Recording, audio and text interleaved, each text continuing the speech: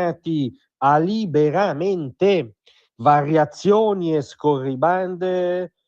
qui su Radio Libertà. Allora, in questo momento storico, con lo Stato di Israele, l'unica democrazia del Medio Oriente impegnato in una guerra contro la teocrazia nazi-islamista di Teheran, con la recrudescenza quotidiana, selvaggia di episodi di antisemitismo in Europa e in Italia, nelle università,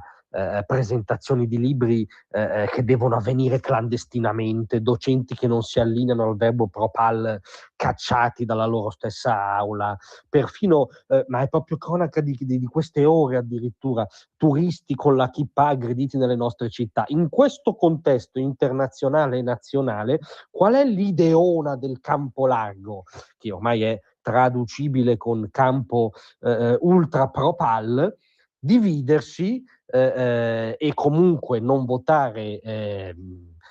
in gran parte a favore del disegno di legge per il contrasto dell'antisemitismo, che ha avuto oggi un primo via libera nell'aula del Senato con 105 sì, 24 no e 21 astensioni. E il campo largo o ultra propal ha dato spettacolo, nel senso, ahimè, deteriore. AVS e Movimento 5 Stelle hanno votato contro,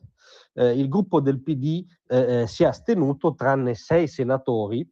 che hanno votato a favore. Il DDL è nato dalla proposta del capogruppo leghista Massimiliano Romeo, che è stata adottata come testo base, è poi stata esaminata in commissione, oggi appunto è approdata in aula, ma il campo largo o ultra propal, tranne quei senatori dissidenti del PD guidati da Graziano Del Rio, che aveva proposto un disegno di legge quasi analogo, ma tolto questi pochi dissidenti, nella zona sinistra dell'emiciclo c'è stata o l'astensione o il voto dichiaratamente contro. Qual era l'oggetto principale del contendere? E la definizione di antisemitismo adottata nel dispositivo, che è quella formulata, diciamo, non da 4 amici sovranisti al bar, non da qualche parente di Netanyahu, ma dall'Assemblea plenaria dell'Alleanza Internazionale per la Memoria della Shoah. Questo è l'ente di cui si è adottata la definizione nel dispositivo di legge,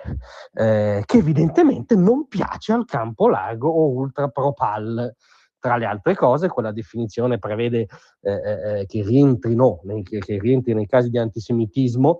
incitare, sostenere o giustificare l'uccisione di ebrei, fare insinuazioni mendaci, disumanizzanti, demonizzanti o stereotipati degli ebrei,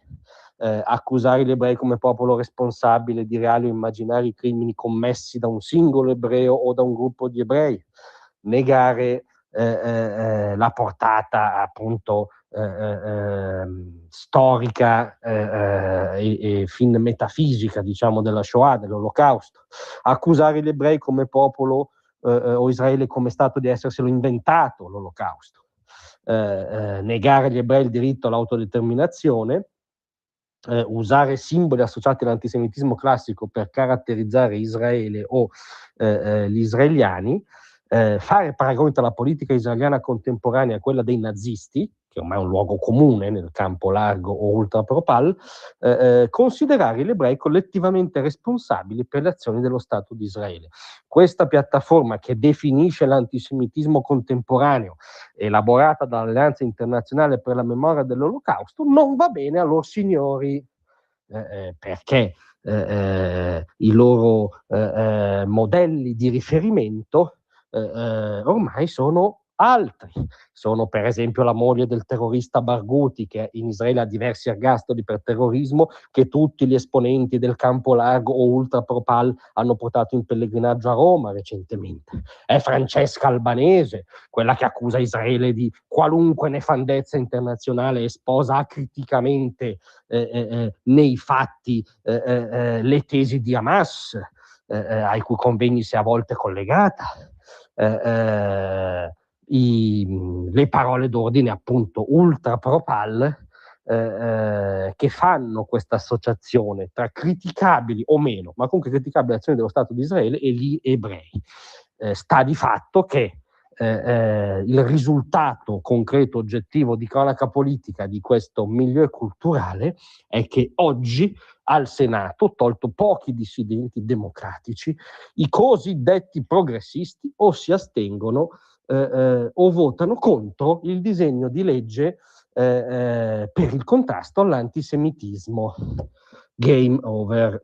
Grazie a tutti, a domattina. Tra un manifesto